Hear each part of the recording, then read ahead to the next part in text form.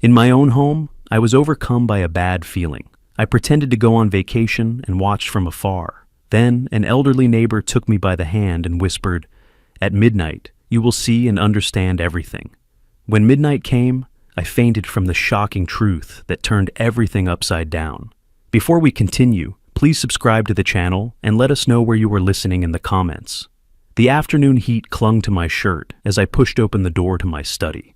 My fingers found the light switch, and that's when my hand froze mid-motion. Something was wrong. Nothing dramatic. No overturned furniture or shattered glass. But after 40 years of living in this house, 30 of them as a superior court judge, I knew every angle, every shadow, every detail of this room. The manila folders on my desk sat 2 inches left of where I'd placed them. The chair was angled wrong, and the filing cabinet, my private filing cabinet, had fresh scratches around the lock. My heart hammered against my ribs. I set down my water bottle with deliberate care, fighting the urge to rush forward. Instead, I circled the desk slowly, letting my eyes catalog every disturbance. The property deed folder, which I always kept facing forward, now tilted sideways. Tax documents I'd filed chronologically were shuffled. Someone had gone through these papers methodically, trying to replace them close to their original positions. Close, but not perfect. I crouched beside the cabinet, my knees protesting. The lock bore tiny scratches. Amateur work. Probably a letter opener or butter knife. I pulled the drawer open. Everything was there, but the order was wrong. My will sat beneath the insurance papers instead of above them. Financial statements showed thumbprints in the margins. Maybe I'd done this myself, moved things in a moment I'd forgotten. I was 67 after all. But even as the thought formed, I dismissed it. 30 years on the bench had taught me to trust evidence over convenient explanations. My mind might be aging, but it wasn't failing. Not yet. I stood there in the silence of my study, holding a folder with someone else's fingerprints on it, and felt something shift inside my chest. Not panic. Something colder. The same instinct that had helped me catch lying witnesses. Spot-forged documents. See-through rehearsed testimony. That instinct was screaming now. The question was, who? Dinner answered that question without words. I'd taken my usual seat at the head of the table. Edwin sat to my right, Euphemia across from him.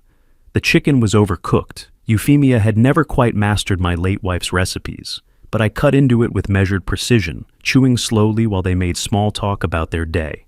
Then Edwin cleared his throat. "Dad, I was thinking, have you updated your will recently? Just want to make sure everything's properly organized." My fork stopped halfway to my mouth. I set it down with careful control, the metal clicking against porcelain louder than it should have been. I looked at my son. Really looked at him. His eyes darted to Euphemia, then back to me, too quickly. "Why do you ask?" "No reason, just smart planning, you know? At your age." "At my age." I let the words hang there, watching a flush creep up his neck. "I see." Euphemia leaned forward, her smile warm but her eyes sharp. "Wilbert, we only want what's best. Having clear documentation protects everyone, prevents confusion later." I took a sip of water, giving myself time to study her. She was good, better than Edwin at hiding nerves. But I'd spent 3 decades reading body language in courtrooms. Her left hand gripped her fork too tightly. The tendons in her wrist stood out like cables. Confusion about what exactly? She blinked, recovered smoothly. "Oh, you know, legal matters. Edwin worries about you living alone in this big house." "Does he?" Not a question. I picked up my fork again, resumed eating. Let them interpret my silence however they wanted. The rest of the meal crawled past. I pretended to watch the evening news afterward while actually studying their reflections in the darkened window behind the television. They sat close on the couch, heads together, voices low. Euphemia touched Edwin's arm, a gesture of reassurance or conspiracy. Edwin nodded, glanced toward me, then quickly away when he thought I might notice. They thought I was just watching television. They had no idea I was building a case. That night, I lay in bed staring at the ceiling fan's slow rotation, unable to sleep. My son. My own son. The boy I'd raised, put through law school, celebrated at his wedding. Now sitting in my living room plotting, what? To have me declared incompetent? To take control of my assets? The house was worth over $1 million in this Scottsdale market. The life insurance policy another $500,000, retirement accounts, investments, the land in Flagstaff my father had left me. Plenty of motivation for someone without patience. I was up before dawn, moving through the quiet house like a ghost. The mail sat in its usual spot by the front door. Edwin must have brought it in yesterday. I sorted through the stack with careful attention. 3 envelopes had been opened and crudely resealed. 2 tax-related letters I'd been expecting were missing entirely. I pulled out my phone and checked the postal tracking app. Both missing letters showed as delivered 3 days ago. My hands trembled as I photographed the opened envelopes. Then, I steadied them through sheer will. No room for emotion now. Only evidence, observation, planning. Back in my study, I stood before the violated filing cabinet and let the rage wash through me. Then, I locked it away, deep where it couldn't interfere with clear thinking. 30 years of watching people lie taught me one thing. Everyone has a tell. Edwin's was always in his eyes. Tonight, he couldn't hold my gaze for more than 3 seconds.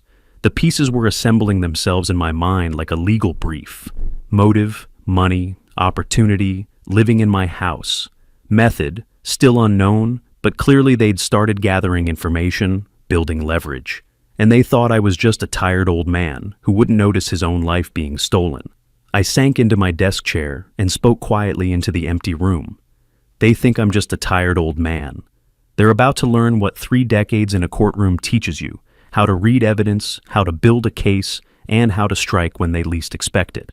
The plan began forming then. Not revenge, not yet. First, I needed information. And to get information, I needed to be invisible. I needed them to think they'd won, that I was out of the way, that they could act freely. They wanted me gone? Fine, I'd disappear. But not the way they hoped. I pulled out a notepad and began making lists. Supplies I'd need, places I could watch from, people who owed me favors. The machinery of my counterattack clicked into place with the precision I'd once used to dismantle defense strategies. By the time the sun rose over the desert, casting long shadows across my study floor, I knew exactly what I was going to do. They'd opened a door into darkness, thinking they'd find a helpless old man on the other side. Instead, they were going to find a judge. And this time, I wasn't bound by rules of evidence or procedural law. This time, the verdict would be mine alone to deliver. 2 days of planning, 2 days of playing the oblivious retiree while making careful preparations. Now, sitting at the breakfast table with Edwin and Euphemia, I was ready to set the trap. I buttered my toast slowly, took a deliberate sip of coffee, then set the cup down with casual precision. I've been thinking, that Grand Canyon trip we always talked about, I'm going to do it. 2 weeks, starting today. Edwin's fork clattered against his plate. Today? That's sudden. I shrugged, reaching for the jam. I'm retired. No time like the present. Your mother always wanted to see it. Figured I'd finally do it for her. The emotion in that last sentence was calculated, true enough to be believable, strategic enough to deflect suspicion. I watched them process it, saw the glance they exchanged, too quick, too loaded with meaning. Euphemia recovered first, leaning forward with manufactured warmth. That's wonderful, Wilbert. You deserve a break. Don't worry about anything here. Don't worry about anything here. The words hung in the air like a confession. I nodded slowly, studying my plate as if considering logistics rather than reading her face. She was already planning. I could see it in the way her fingers drummed once against the table, an unconscious gesture of impatience barely suppressed. You sure you're okay driving alone? Edwin asked, trying to sound concerned. Long trip for... He trailed off, realizing the trap he'd walked into. For someone my age? I let a sharp edge creep into my voice, watching him flinch. I didn't mean... I know you didn't, son. I softened deliberately, giving him an exit. I'll be fine. Been driving these roads for 40 years. The relief on his face was almost painful to witness. My own son, grateful I wasn't going to make this difficult for him, grateful for the opportunity to rob me. I spent the morning moving through the house with methodical precision, performing the role of enthusiastic traveler, hiking boots from the closet, camera equipment, maps of the Grand Canyon spread across the dining table, each item chosen for authenticity. But buried among the tourist supplies, I packed other things. Binoculars, good ones, with night vision capability.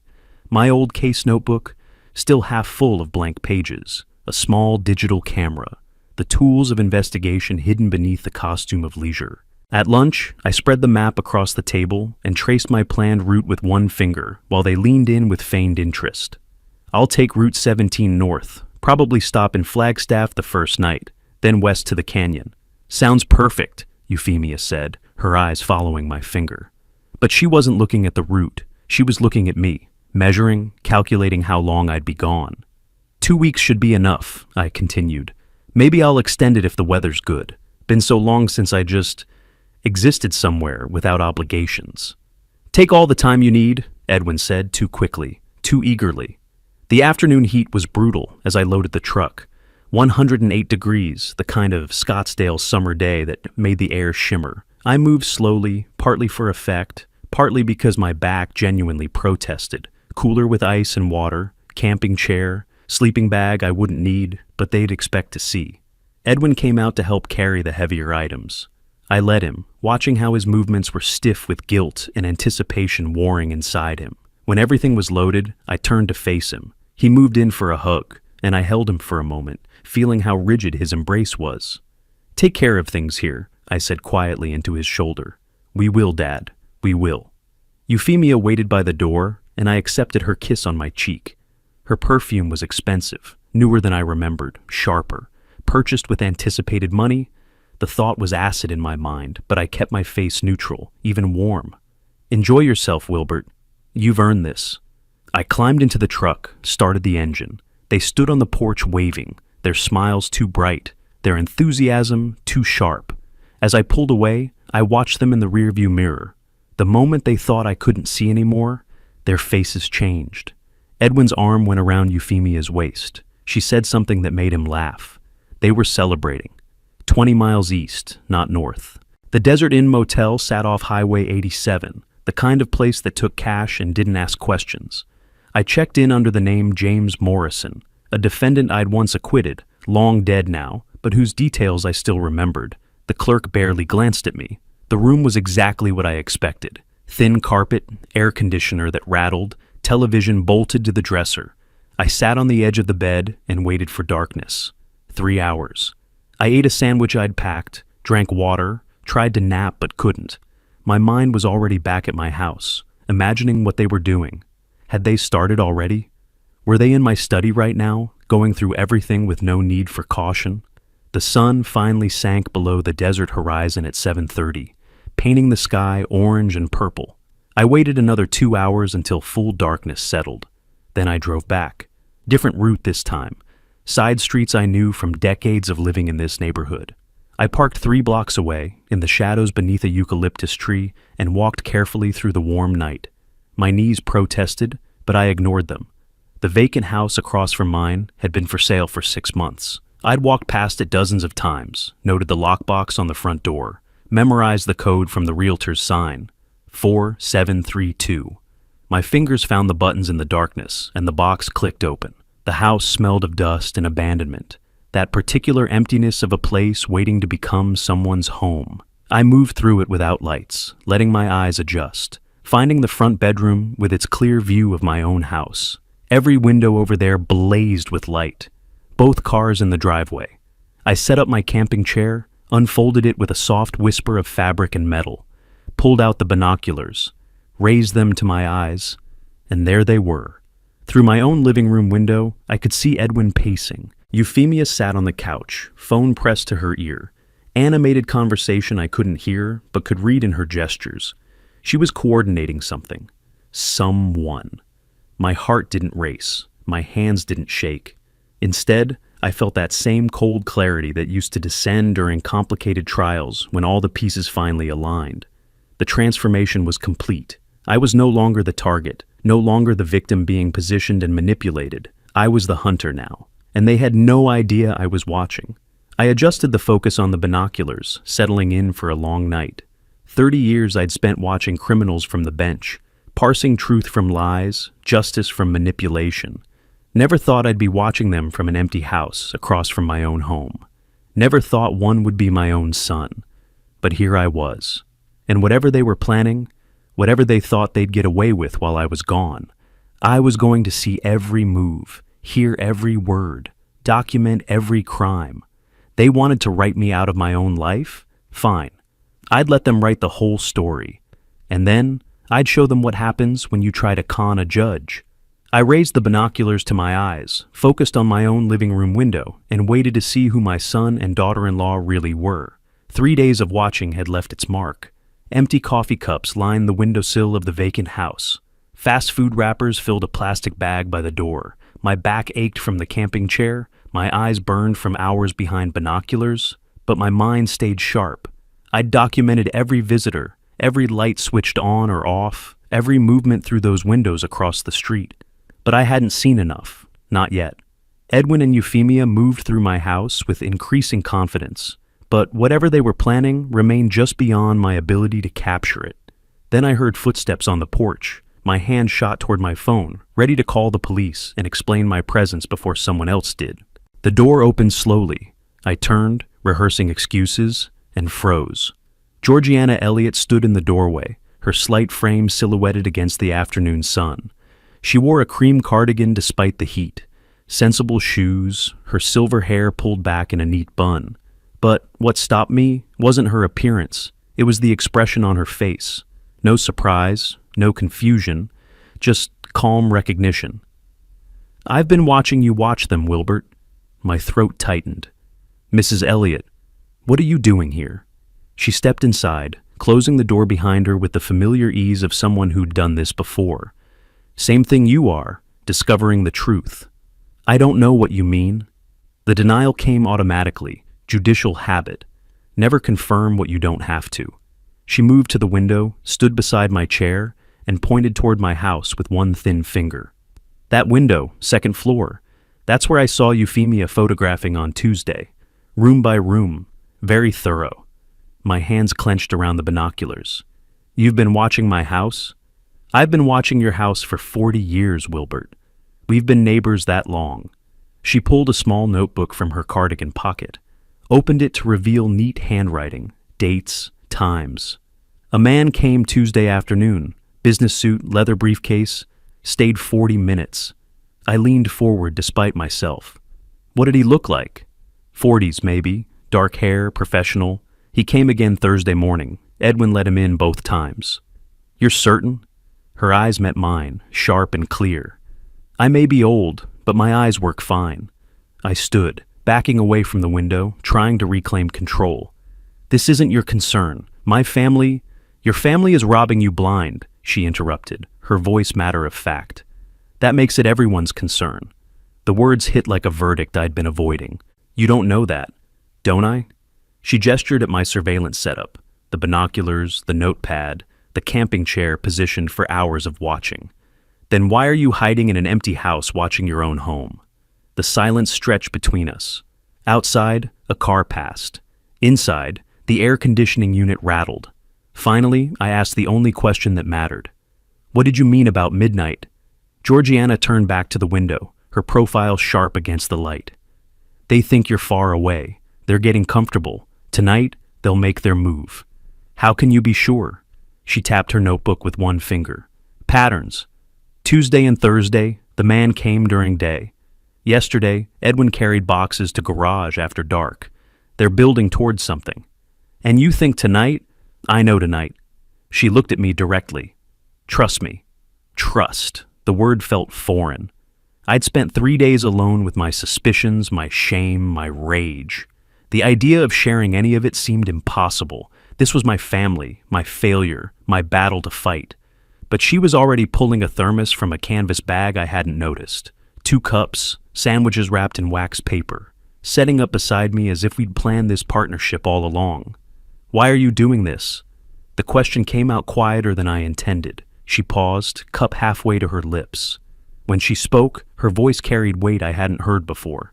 "Because I watched my own daughter steal from me before she died. I did nothing. I won't watch it happen to someone else." Something in my chest loosened. "I'm sorry." "Don't be sorry. Be ready." She handed me a cup of coffee. "When midnight comes, you'll need to see everything clearly. Both of us will." I took the coffee, returned to my position by the window. She pulled up a second chair, from where, I didn't ask, and settled beside me.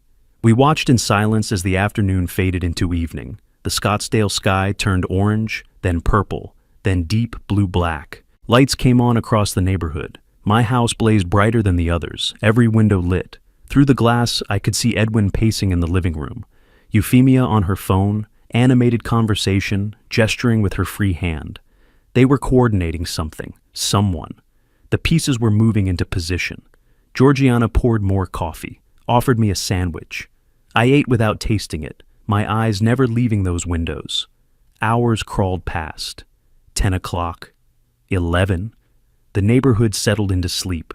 Lights went dark, house by house. Except mine. Edwin and Euphemia remained awake, moving between rooms, checking phones, looking out windows, waiting. At 11:40, Georgiana touched my arm. Soon, my heart hammered against my ribs. 3 days of watching, and now the moment approached. What would I see? How extensive was their plan? How complete was my son's betrayal? The questions circled in my mind like vultures. Then, at 11:47, headlights swept down the street. Georgiana touched my arm again. "Here we go," she whispered. A black sedan slowed, turned into my driveway. Engine cut. Door opened. A man emerged, business suit despite the hour, leather briefcase in hand. He checked his watch, looked around with the cautious awareness of someone who knew the late hour was unusual. My front door opened before he could knock. Edwin must have been watching for him. They exchanged brief words on the porch, voices too low to carry. Then both disappeared inside. The door closed. Through the living room window, I could see 3 figures now. I raised my binoculars. Georgiana raised her phone. We didn't discuss our roles. We simply fell into them. Documentation happening automatically between us. Evidence gathering. Witness testimony. Building a case without speaking the words. Through my living room window, I watched a meeting begin at my own dining table. The man with the briefcase sat down, Edwin across from him. Euphemia appeared from the hallway, carrying a folder I recognized immediately. Red, worn at the edges, the one from my filing cabinet. My violated safe, my private papers. "That's him," Georgiana whispered. "That's Chavez." I lowered the binoculars long enough to look at her. "You're certain?" I looked up his real estate license after his second visit. Louis Chavez, commercial and residential. The name settled into my memory like evidence filed in a case folder. Louis Chavez, real estate agent. Meeting in my house at midnight with my son and daughter-in-law, with my private documents spread across my dining table. "Smart thinking," I said quietly. "Document everything," she replied. "You'll need it." I raised my phone and began taking photographs. The distance made some shots blurry, the window glass added glare, but enough came through clear, time-stamped, dated. Proof that this meeting happened, that these people gathered, that my papers changed hands without my knowledge or consent. 30 years of judicial work had taught me one fundamental truth. Evidence matters more than emotion. Whatever I felt watching this scene, and the feelings threatened to choke me, had to wait. Right now, only documentation mattered. The meeting stretched on. Chavez examined documents, holding them up to the light occasionally, checking signatures, watermarks, authenticity. Edwin's body language screamed nervousness, shoulders hunched, hands fidgeting, unable to maintain eye contact.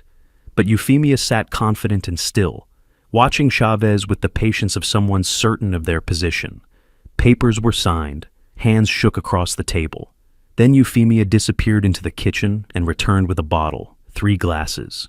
Champagne, small celebration. They toasted. Chavez laughed at something Edwin said. They were celebrating. In my house, with my papers, planning my destruction over drinks. I lowered my phone. My hands trembled, not from cold, but from fury held in check by sheer force of will. Georgiana's hand touched my shoulder briefly. "Keep photographing," she whispered. "Evidence, not emotion." She was right. I raised the phone again, captured the toast, the smiles, the confidence in their faces, every detail that would matter later when this ended up where I knew it would, in a courtroom. At 12:45, Chavez stood, gathered his briefcase. The 3 of them moved toward the front door. Georgiana and I quietly pushed the vacant house window open wider. The warm June night carried sound better than I'd hoped. The street was silent except for distant freeway hum. On my porch, Chavez's voice reached us clearly. If the power of attorney is legitimate, we close by July 15th. Buyers offering $650,000 cash. The words landed like physical blows. Power of attorney, closing, buyer. They weren't just planning to steal my house, they were actively selling it. Edwin's response made it worse. It's legitimate. My father signed it months ago. The lie. The absolute, complete lie. I'd signed nothing. Authorized nothing. Given no permission for any of this. I'll need to verify with the title company, Chavez continued, but we're on track. Euphemia's voice, smooth and confident. Everything's in order. We've been planning this carefully. Planning carefully. The words echoed in my mind. While I'd walked through my days trusting them, they'd been planning. Carefully. Methodically. The theft of everything I'd built. The door closed. The sedan's engine started. Taillights disappeared down the street. The neighborhood returned to silence, but nothing would ever be silent again in my mind. I stood at the window, phone in hand, photographs stored, evidence collected. Georgiana beside me, her notebook full of times and descriptions. We'd witnessed it all, documented it all. He signed it months ago, I said, my voice barely controlled. I signed nothing. Forgery? Georgiana asked. Has to be. Question is how good a forgery. She looked at me, her expression serious. What will you do? I turned from the window, feeling something settle inside me. The shock was gone, the denial was gone. Only cold certainty remained. Let them think they're succeeding, then show them what happens when you underestimate a judge. Headlights swept down the street at 11:47, exactly as Georgiana had predicted. The black sedan moved with deliberate slowness, as if the driver was confirming the address in darkness. It pulled into my driveway, engine cutting with a mechanical click that carried across the silent street. I raised my binoculars. Beside me, Georgiana readied her phone. We'd been sitting at this window for hours, waiting for this moment. Now that it arrived, my pulse hammered in my ears. The driver's door opened. A man emerged, 40s, dark hair, business suit despite the midnight hour, leather briefcase in his right hand. He checked his watch with the gesture of someone confirming they were on time for an appointment they'd rather not keep at this hour. His head swiveled left, then right, scanning the neighborhood with cautious attention. "That's him," Georgiana whispered. "That's Chavez." I lowered the binoculars long enough to glance at her. "You're certain?" I looked up his real estate license after his second visit. Louis Chavez, commercial and residential. The name filed itself in my memory like a case citation. Louis Chavez. Real estate. Midnight meeting. The pieces were connecting, forming a picture I'd been dreading but needed to see completely. "Smart thinking," I murmured, raising my phone to photograph the license plate. Georgiana wrote down the number in her notebook without my asking. We'd fallen into an unspoken partnership, me capturing images, her recording details in precise handwriting. My front door opened before Chavez reached the porch. Edwin must have been watching from inside, waiting. They exchanged words I couldn't hear from this distance, just brief syllables and nods. No handshake. This was business, not social. Edwin stepped aside, Chavez entered, the door closed behind them. Through the living room window, I could now see three figures. I adjusted the binoculars, bringing the scene into focus. They were moving toward my dining table. Chavez set his briefcase down.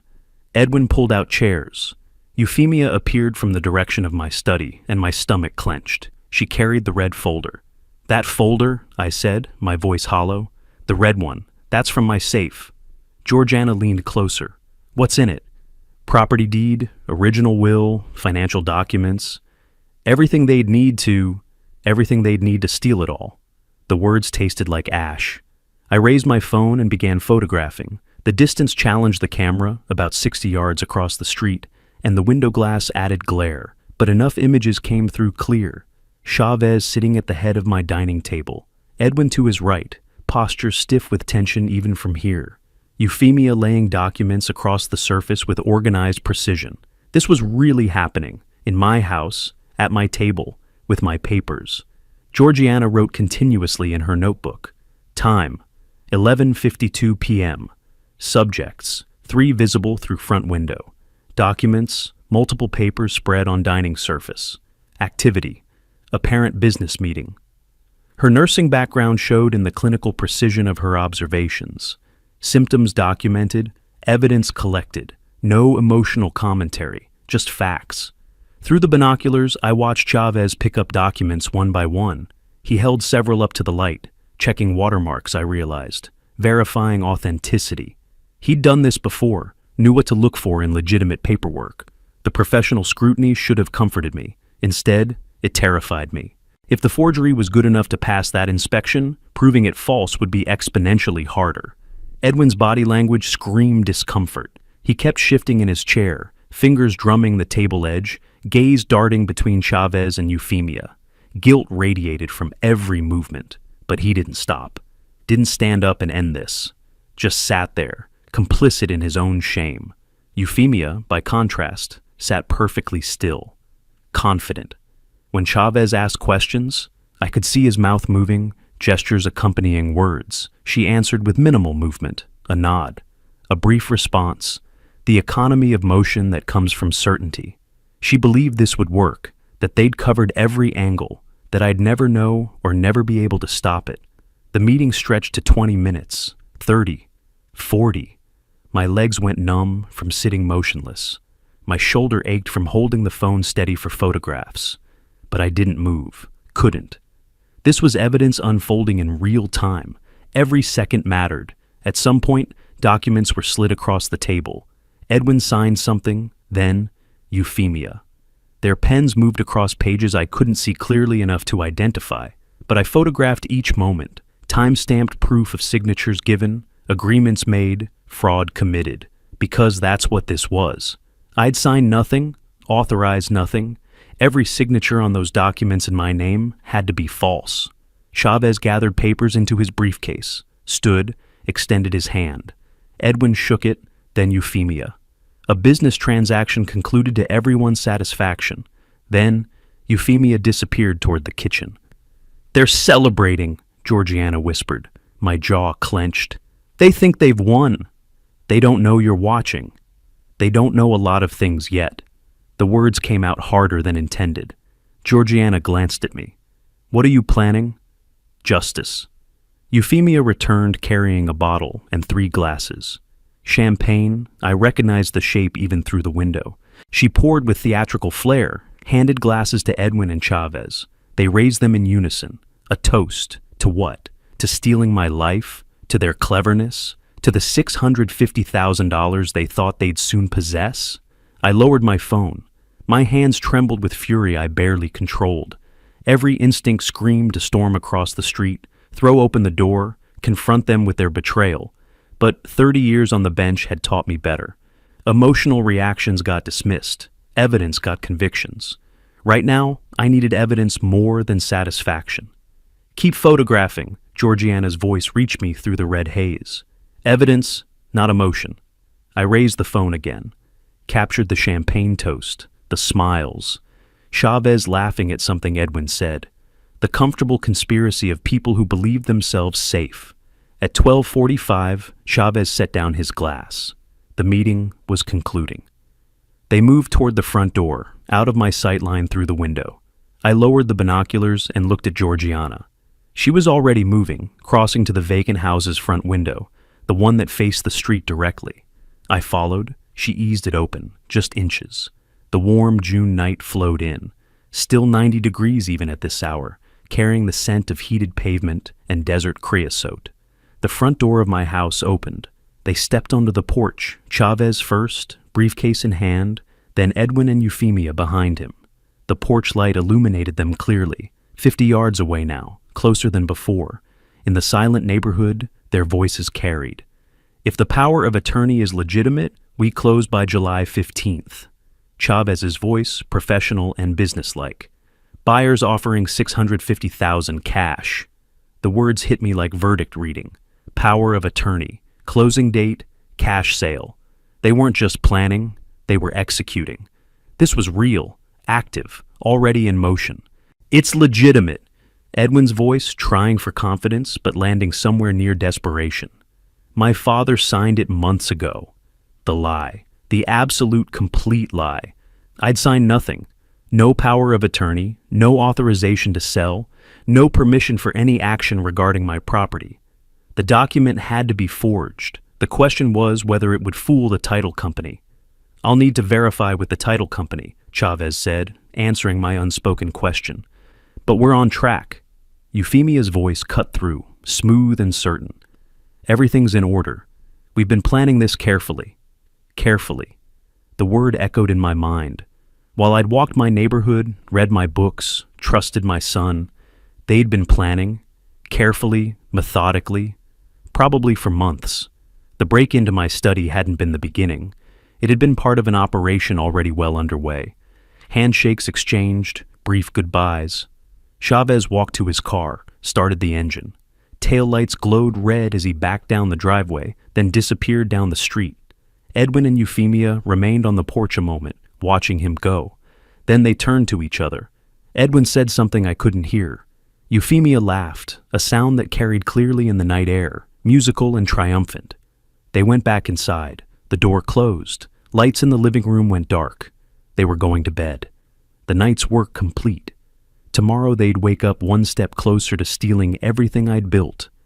I stood at the open window, phone in hand, photographs stored, dozens of images, time-stamped evidence. Georgiana beside me, her notebook filled with precise observations. We had documentation, witnesses, proof. But documentation wasn't enough. I needed to understand the full scope. Know every player, map every move before I struck back. He signed it months ago, I said quietly, testing the words. I signed nothing. Forgery? Georgiana asked. Has to be. Question is how good a forgery. If it passes the title company's verification, proving it false becomes exponentially harder. What will you do? I turned from the window, feeling the last traces of shock burn away. What remained was cold clarity, judicial focus. 3 decades of processing evidence, building cases, finding truth in testimony and documents. All of that experience condensed into single purpose now. Let them think they're succeeding, I said. Let them believe I'm still in Arizona, somewhere looking at canyon views. Let them take every step they've planned. I'll document it all. Then, when they think they've won, I'll show them what happens when you try to con a judge. Georgiana nodded slowly. You'll need a lawyer, someone who specializes in this. I have someone in mind, Marcus Webb, practiced before me for years. He owes me for going easy on his drunk driving case. When will you act? Not yet. Not until I have everything. They mentioned July 15th closing. That gives me 3 weeks to build an airtight case. I look back toward my house, now mostly dark except for the porch light. They're going to close, sign all the papers, accept the money, then I'm going to take it all away and send them to prison for it. Georgiana was quiet for a moment. Then, you know what this means. You'll have to prosecute your own son. The words hung between us. I'd been avoiding that truth, keeping it at the edges of my consciousness. But she was right. This path led to criminal charges, fraud, forgery, theft. If I saw this through, Edwin would face prison time, my son. The boy I'd raised, taught to ride a bike, put through law school, stood beside at his wedding. I looked at Georgiana, and when I spoke, my voice was steady. He made his choice when he decided to steal from me. I'm making mine when I decide to stop him. She nodded once, accepting that. What do you need from me? Keep watching when I can't be here. Document anything unusual. Be ready to testify if it comes to that. I can do that. We stood together in the darkness of the vacant house, 2 old people watching the night reclaim silence. Across the street, my home sat still. Inside, my son and his wife slept peacefully, confident in their plan. They had no idea their celebration was premature. The judge was back in session, and court was about to begin.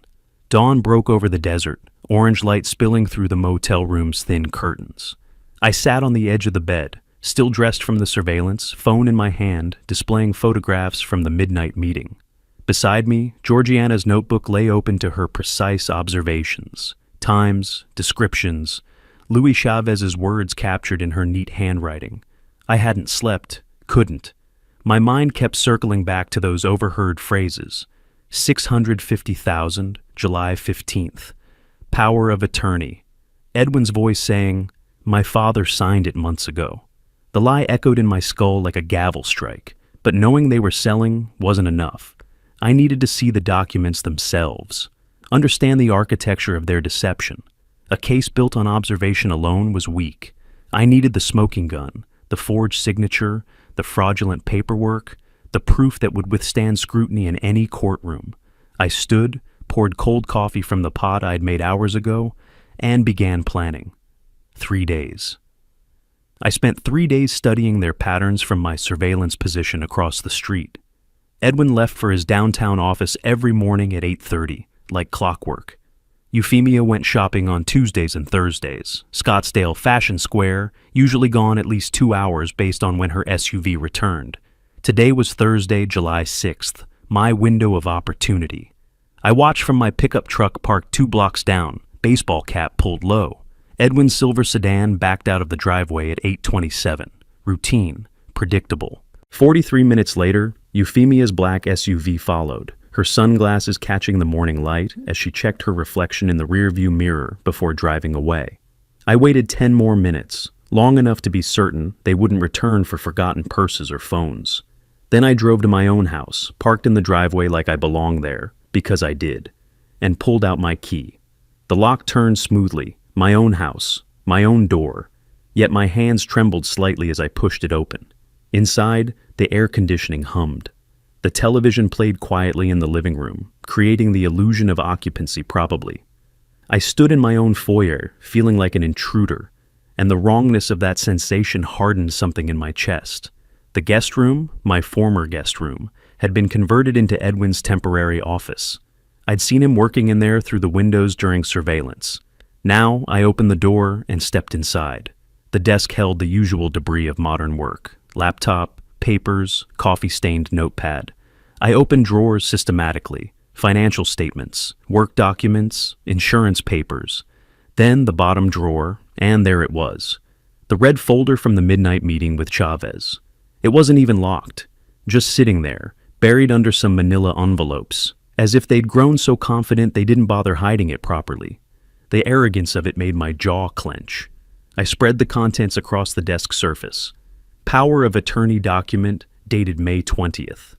My signature at the bottom. Except it wasn't my signature. Close. Very close. Someone had studied my handwriting carefully. But the pressure points were wrong. The loop on the L in Lawrence didn't quite match, and most tellingly, the ink appeared newer than the paper. "Close," I murmured aloud, photographing it from multiple angles. But the L in Lawrence, I loop it differently, and the date ink, sloppy work. Probably an online forgery service, the kind that advertised on dark web forums. They'd claim I was senile if challenged, that I'd signed but forgotten. It wouldn't work, not against evidence I was collecting. I photographed every page: the power of attorney, the preliminary sales agreement with buyer Richard Thompson from California. Closing date, July 18th, not the 15th, Chavez had mentioned, I noted, 3 days later. Purchase price confirmed, $650,000, cash sale. Then, as I was about to replace everything, printed pages slipped from between 2 folders, email correspondence. I almost missed them. The first line froze me in place. "Marcus, once the sale closes, I'll have my half, $325,000, enough to start over." I read standing there, phone forgotten in my hand. Euphemia's emails to someone in Los Angeles. Plans detailed with brutal efficiency. After closing, she'd take the children, leave Edwin, move to California where this Marcus person waited. Edwin believed they were buying a new house in Scottsdale together. He had no idea she was abandoning him the moment money transferred. "Edwin thinks we're buying a house here. He has no idea I'm leaving." My son was being used. Tool, disposable means to an end. The realization should have brought satisfaction, evidence of karma, perhaps. Instead, it just deepened the hollow ache in my chest. Betrayal all the way down. Him betraying me. Her betraying him. Everyone using everyone. But it didn't change anything. He'd chosen this path, made his decisions. That he was also a victim of manipulation didn't absolve him of his actions against me. I photographed the emails, every page, every damning word, then carefully replaced everything exactly as I'd found it. The folder back in the drawer, angled the same direction. The emails between the manila envelopes. The desk surface cleared of any trace of my presence. Walking through the house one final time, I let myself look at it properly, built 30 years ago. Every corner familiar. The kitchen where I'd taught Edwin to cook eggs. The living room where we'd watched football games. The hallway where pictures still hung. My late wife's smile. Edwin's graduation. Family vacations that now felt like they had happened to different people. Memories poisoned by present betrayal. I left through the back door, cut through the neighbor's yard to where my truck waited 2 blocks over, and drove back to the motel without looking in the rearview mirror. In the motel room, I spread everything out. Phone connected to laptop, transferring photographs. Georgiana's notebook cross-referenced with my new evidence. The picture was complete now. Not just suspicions or observed meetings, but documentation. Proof. The kind that survived appeals and cross-examination. I called Georgiana from the truck, voice steadier than I felt. I have everything, documents, evidence, proof of forgery. You went inside? Her concern was immediate. My house, my evidence. They're selling it July 18th. A pause. Then, what's your next move? I stopped being reactive. Time to build a prosecution. After hanging up, I sat alone in the motel room with photos displayed across the laptop screen, the forged signature, the sales agreement, Euphemia's emails planning her escape, Edwin's temporary office that screamed of someone living in liminal space, preparing for a future he didn't realize would never arrive. They'd wanted to play games with a judge. Fine. Court was now in session. I opened a legal pad and began making lists. Steps needed, evidence to gather, legal professionals to contact. This wasn't about emotion anymore. This was about building an airtight case, the kind I'd spent 30 years constructing from the bench. And I never lost cases where evidence was this clear. I stared at the forged signature on my screen, at the careful but flawed reproduction of my handwriting, and felt the last traces of pain burn away into something colder, purer. They'd made me the hunter. Now they'd learn what that meant. Tomorrow I'd begin building the legal fortress that would crush them. Tonight, I organized evidence and planned strategy with the precision of someone who'd done this for 3 decades. Let them think they still had time. Let them believe the closing would happen smoothly. Let them pack their bags and count their anticipated money. The trap works best when prey doesn't see it until too late. I stared at my laptop screen until the photographs blurred together. Evidence, forgery, betrayal. The words had become clinical, detached from the personal devastation they represented. This was better. Emotion clouded judgment. I needed the clarity that came from treating this like any other case that crossed my bench. Except this time, I was plaintiff, investigator, and judge rolled into one. The legal pad beside the laptop filled with notes as I researched Arizona real estate law, trust structures, forgery penalties. Coffee cups accumulated on the nightstand. Outside, the desert sun climbed higher, but in the motel room, I barely noticed. This was what I'd done for 30 years. Build legal cases so airtight they suffocated opposition. By evening, I had my strategy. The next morning, I dressed in a full suit for the first time since this began. Navy blue, conservative tie, polished shoes. Looking in the bathroom mirror, I saw Judge Lawrence returning. Not the confused homeowner, not the devastated father, the man who'd presided over hundreds of trials, who'd built a reputation on meticulous preparation and devastating cross-examination. I packed my evidence folder in a briefcase and drove into Central Scottsdale. Margaret Chen's notary office occupied a small storefront between an insurance agency and a coffee shop. I'd known her 15 years through the court system. She handled document verification for countless cases. Professional, discreet, thorough. She looked up from her desk as I entered, recognition followed by concern crossing her face. "Wilbert, I heard you were traveling. Change of plans." I sat across from her and slid a handwritten affidavit across the desk. "I need this notarized and filed." She read it slowly, eyes widening slightly. When she looked up, questions hovered unspoken, but she asked none of them. "This states you never signed a power of attorney?" "Correct. Never executed one, never authorized anyone to act on my behalf regarding my property." "If someone's using forged documents..." "That's exactly what's happening," I interrupted. Her expression shifted from concern to something harder, professional outrage maybe. This creates legal record. You understand the implications? I'm counting on the implications. She typed the official version, had me sign under oath, applied her notary seal with deliberate precision. The stamp's thud sounded like a gavel strike.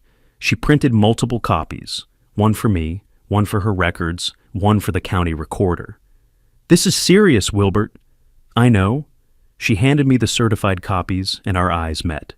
30 years of mutual respect compressed into that moment. She wouldn't ask questions I couldn't answer. I wouldn't explain more than necessary. The document spoke for itself. Foundation laid.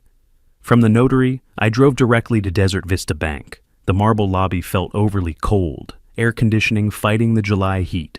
Thomas Burke, branch manager, rose from his desk when he saw me. We'd known each other 20 years. He'd handled my accounts since he was an assistant manager fresh out of business school. Wilbert, thought you were at the Grand Canyon. Shortened the trip. I settled into the chair across from his desk. I need to place a formal hold on any real estate transactions involving my property. His expression shifted immediately to professional concern.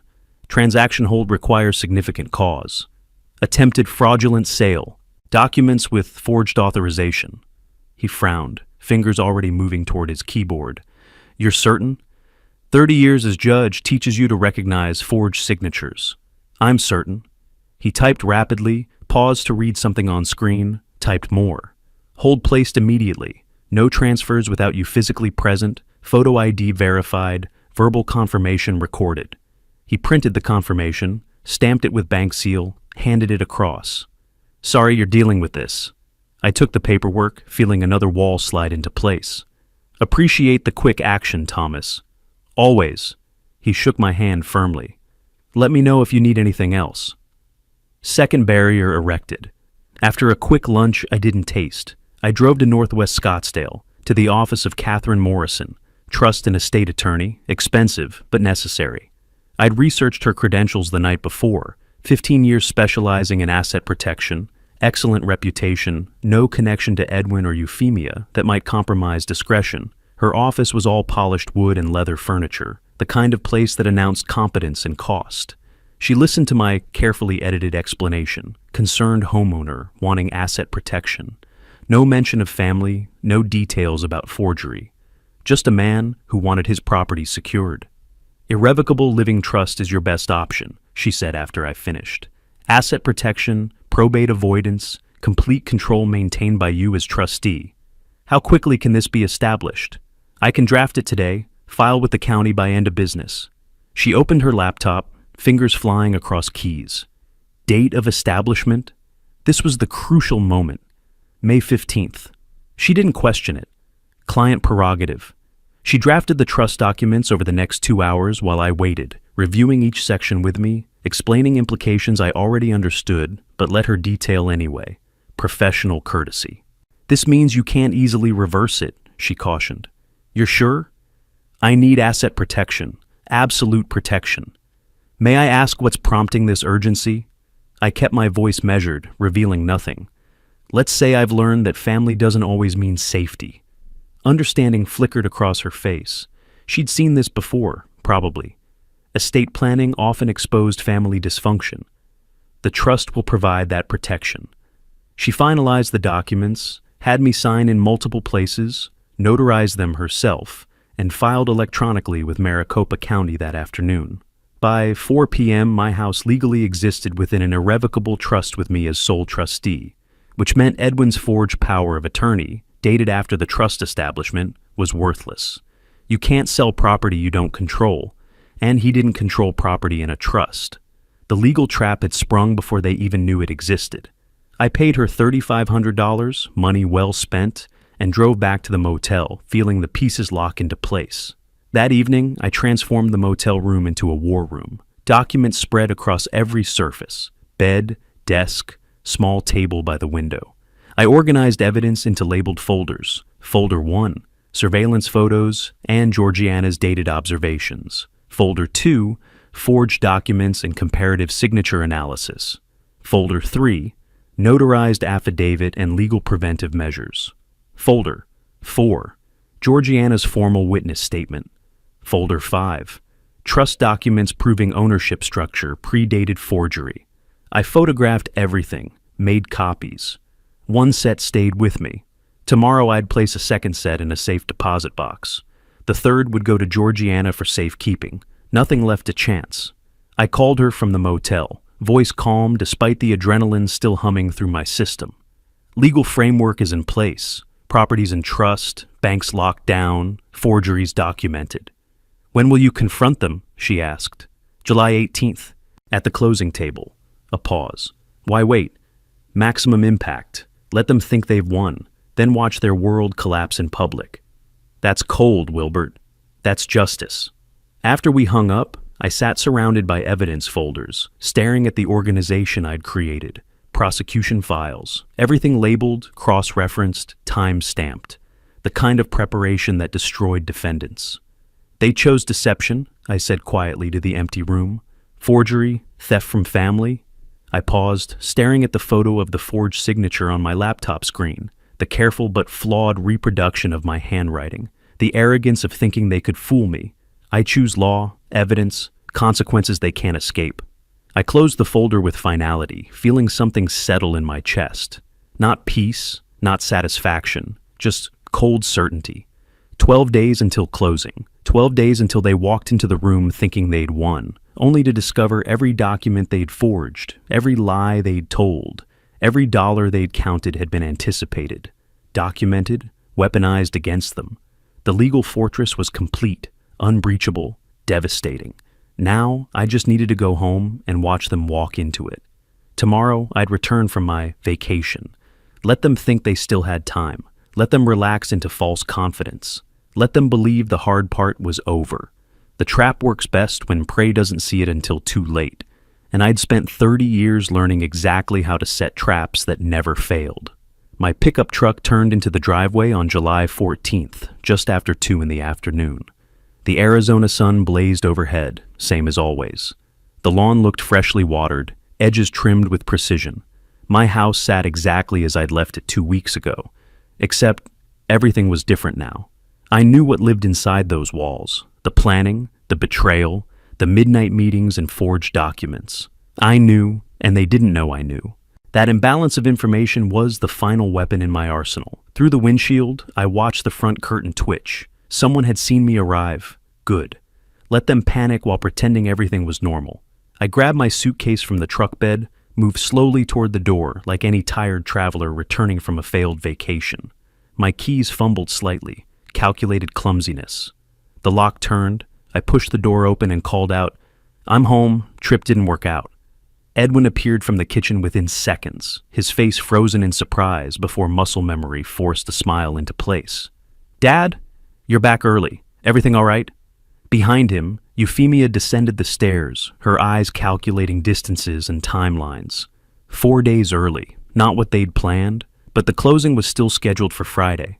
They still thought they had time. I set down my luggage with exaggerated weariness.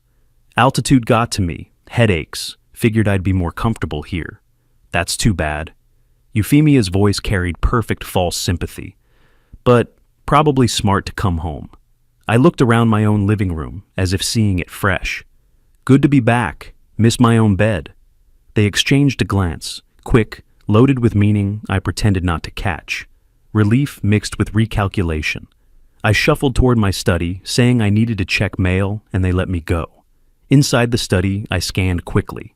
Everything appeared untouched, though I knew they'd rifled through it weeks ago. The filing cabinet lock still bore scratches from their break-in. I ran my finger over the damage, memorizing details for future testimony, then returned to the living room. That evening's dinner became psychological warfare. Edwin launched his attack disguised as concern. "Dad, I've been meaning to mention, you seem a bit forgetful lately." I paused mid-bite, fork suspended, set it down with careful precision. Forgetful how? Little things, misplacing items, confusion about dates. Euphemia leaned forward, voice dripping support. "It's natural at your age. Maybe see a doctor, just to be safe." My hand slipped into my pocket, found my phone, pressed record. Every word would be captured now. "I suppose I have been a bit scattered." "Nothing to worry about." Edwin's relief was visible. just want you taken care of. I saw what they were building, the foundation for their defense when the forgery was discovered. Old man didn't know what he was signing. Dementia, confusion, cognitive decline. They were creating their escape route, not realizing they were actually constructing evidence of consciousness of guilt. I let uncertainty show on my face, touch my temple as if trying to remember something. Do I really seem that confused? Not confused, Euphemia corrected smoothly. Just tired. You've been through a lot. The next day at lunch, she sprung the real trap. Wilbert, remember those papers from last month? Legal documents? I furrowed my brow, appearing to strain for memory. Papers? What papers? Power of attorney forms. You signed them. For Edwin to help with finances. My confusion was genuine. I'd never signed any such thing. But to them, my blank expression read as memory loss. Did I sign something? I can't. It's fuzzy. Edwin jumped in quickly. It's fine, Dad. Don't stress. Just routine paperwork. I appeared relieved. If you say so. My memory isn't what it was. The triumph that flashed across Euphemia's face was barely concealed. Edwin relaxed visibly. They believed they'd successfully planted reasonable doubt about my mental state.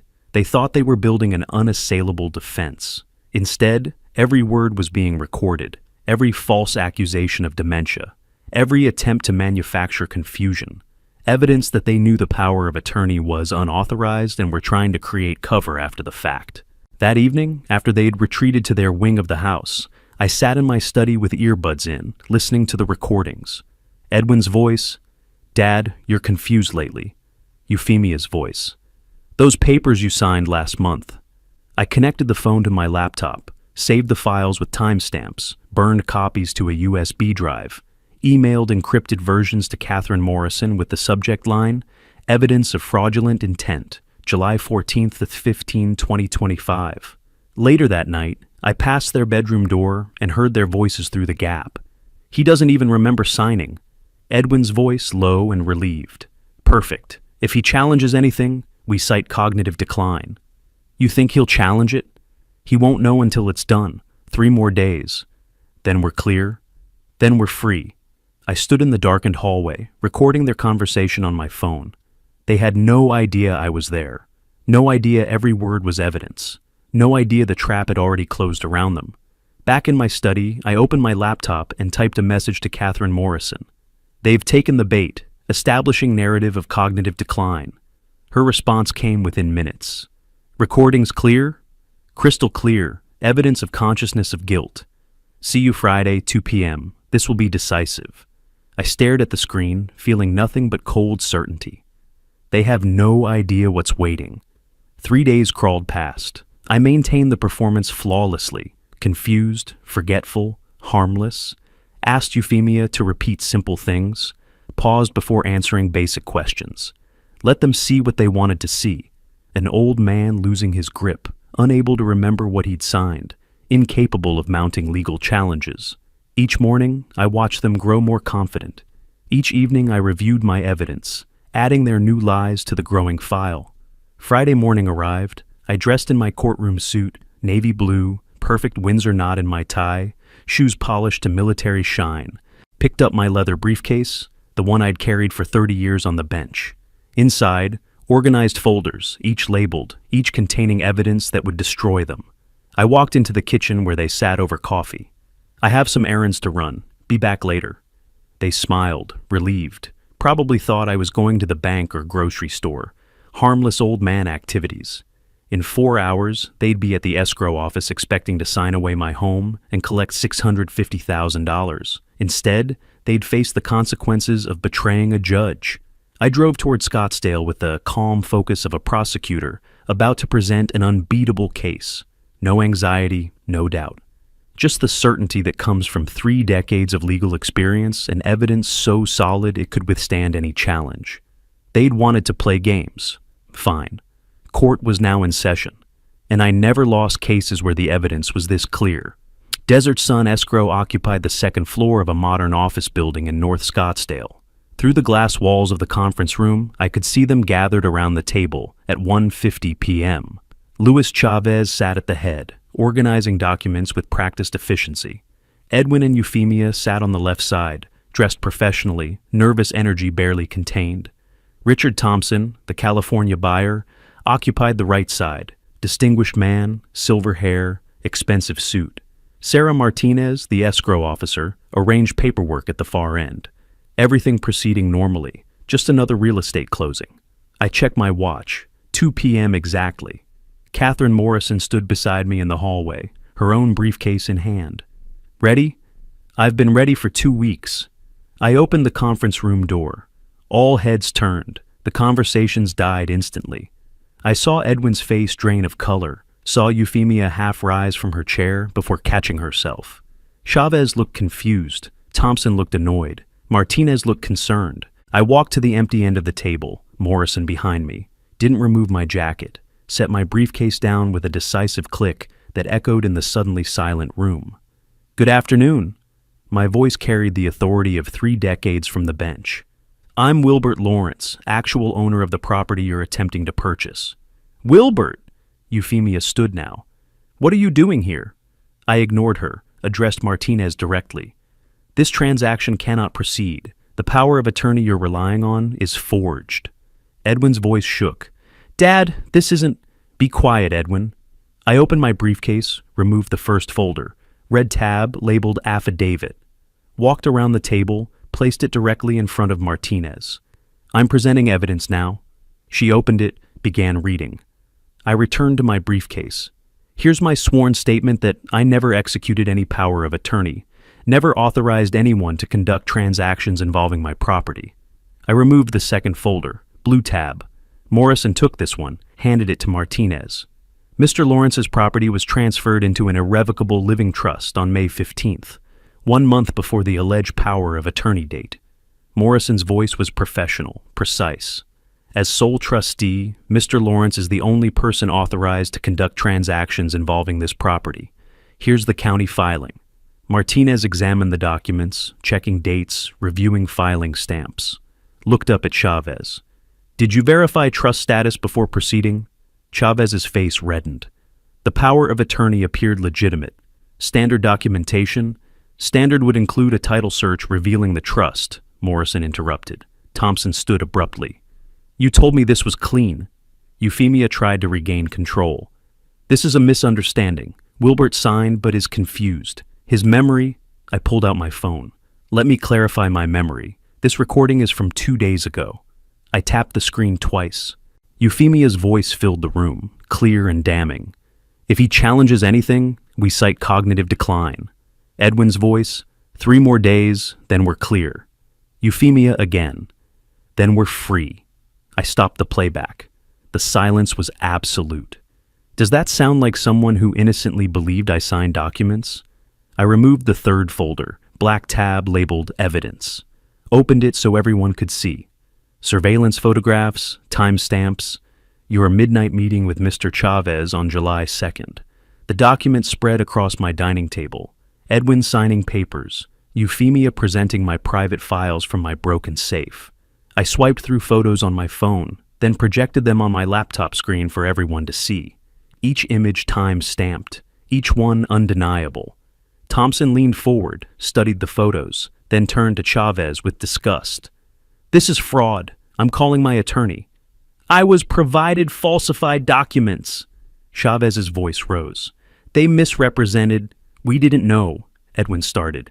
You broke into my safe. My voice cut through the chaos like a blade. Forged my signature. Met with Mr. Chavez at midnight while you thought I was away. You knew exactly what you were doing. Euphemia's face hardened into defiance. You can't prove... I opened the fourth folder. Green tab. Comparative signature analysis. My genuine signature versus the forgery. Note the pressure differences. The loop formation on the L in Lawrence. The ink age discrepancy.